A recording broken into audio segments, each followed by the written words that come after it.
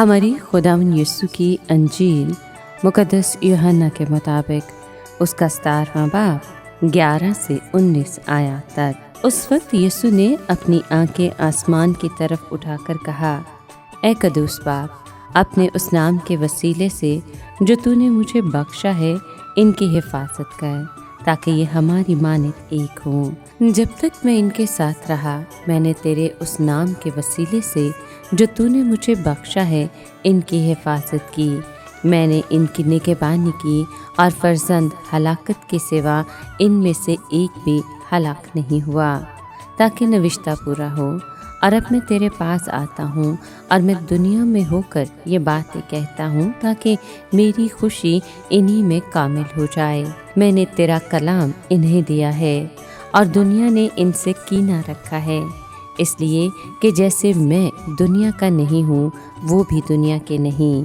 मैं ये अर्ज़ नहीं करता कि तू इन्हें दुनिया में से उठा ले, मगर ये कि तू इन्हें बदी से बचा।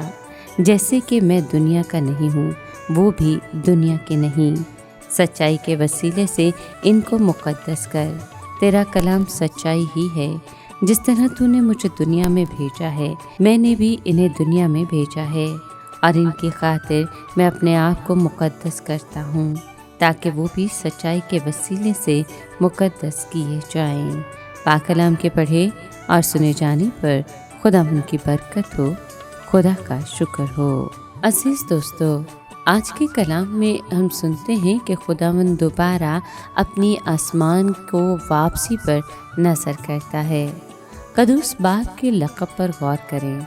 कदूस का मतलब है लामहदूद तौर पर आला और अरफा, और बाप का मतलब है वो हस्ती जो नहायत ही करीब हो। यीशु ने दुआ मांगी ताकि वो हमारी तरह एक हों। ये मसीही किरदार में एक होने की तरफ इशारा है। जिस तरह बाप और बेटा अखलाक की मुशाहबत में एक हैं, इसी तरह ईमानदारों को भी उसमें एक होना चाहिए कि वो खुदावंद यीशु की मालिक हों। जब तक यीशु अपने शागिर्दों के साथ रहा, उसने बाप के नाम से उनकी हिफाजत की, यानी उसकी कुदरत और इख्तियार से उनकी हिफाजत करता रहा और उनको बाप का वफादार रखा। यीशु ने कहा, हलाकत के फर्जंद के सिवा उनमें से कोई हलाक ना हुआ।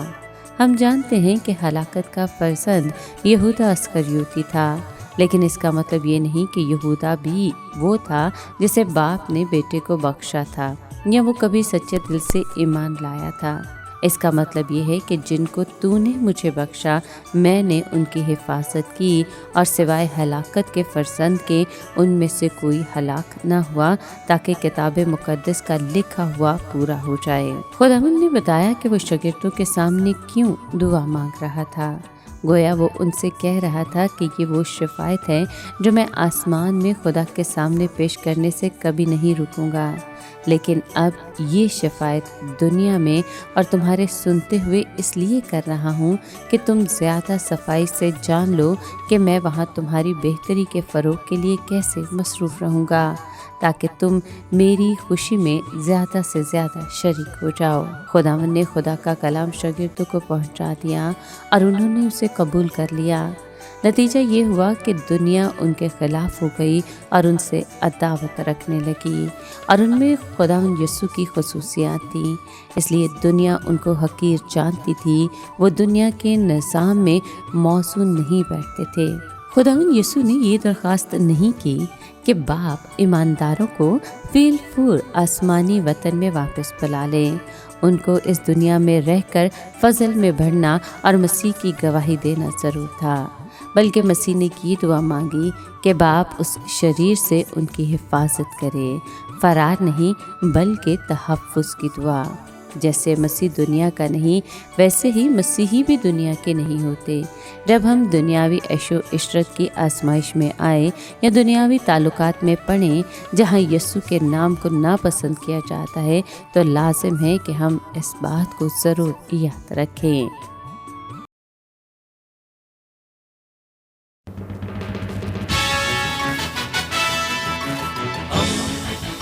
दोस्ती का पैगंबर, रेडियो वेरितास एशिया।